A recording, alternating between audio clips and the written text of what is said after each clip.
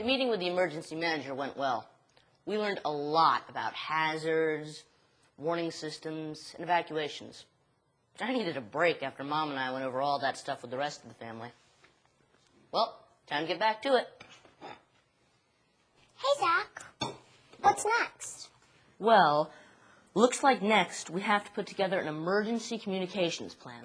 Wait, what's that? It's a plan on how to communicate with one another during an emergency. What does it look like? Well, according to this booklet, you can find a sample form for recording this information at ready.gov or at redcross.org. And look, there's one right here in the Are You Ready guide.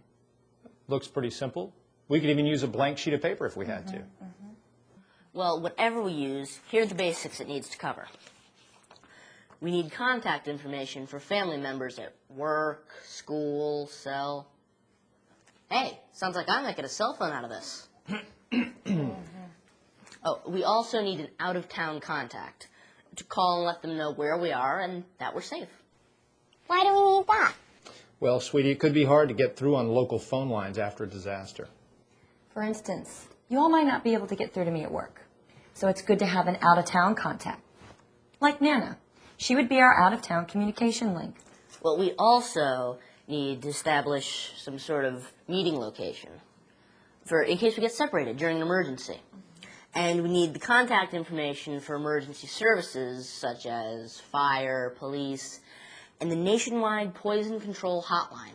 Well, whoever's going to do it, there are cutout forms in the back of the Are You Ready guide, which should make things real simple for you. Okay, let's get to work filling this in.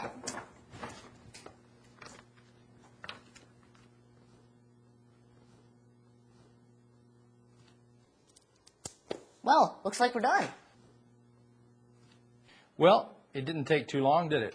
But now, remember, we're going to have to make sure that we update this plan whenever the information changes. That's right, kids. I mean, like, Katie, the phone number is going to be different next year when you change schools. So here's what I'm going to do. Now that we're finished, I'm going to go ahead and post this by the phone, just in case we need it. Good idea. Hey, it says here we should do a wallet-sized version to carry with us. Linda, didn't you say there were cutouts in the back of the guide? Yes, honey, they're right there. Yeah, here they are. Well, who's going to make these up? If you do it, I'll do your dishes. 2 times? Deal. Hey, didn't I see something in the book here on what to do with your pets in the event of an emergency? You know, I did.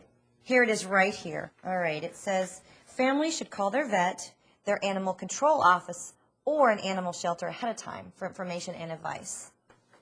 Wow, this is really, really good information. Also, if an evacuation is necessary, find out which hotels and motels take pets. Pets are not typically allowed in emergency shelters with the exception of service animals. Mommy, is that because somebody could be allergic or scared or something? Well, I would think so, honey, but also because of health and hygiene. And what's a service animal? Well, it's like Aunt Becky's dog, a seeing eye dog. So we need to be sure to have up-to-date veterinarian records to prove the pet's vaccinations are current. Each pet should have proper ID, and the family should gather pet supplies, food, water, and medications. A pet carrier and leash are a must.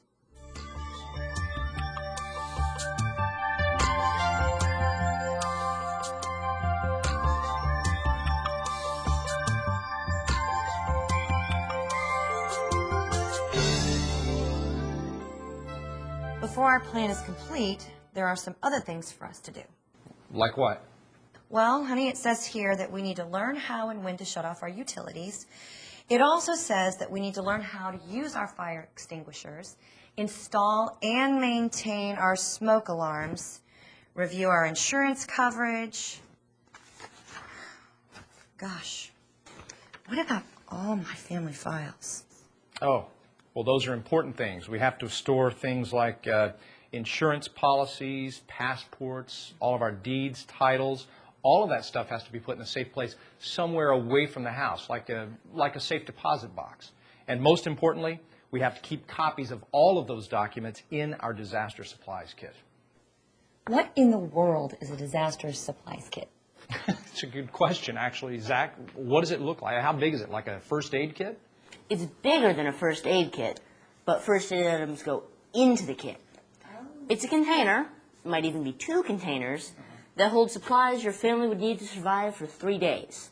You know, stuff like food, water, a battery-operated radio, and a flashlight. Hey, can we make one of these up tonight? Well, that sounds like step number 3. Assemble a kit. Yeah, hey, this project is going pretty good, huh? Zach, this project is going very well. Thanks to you, pal.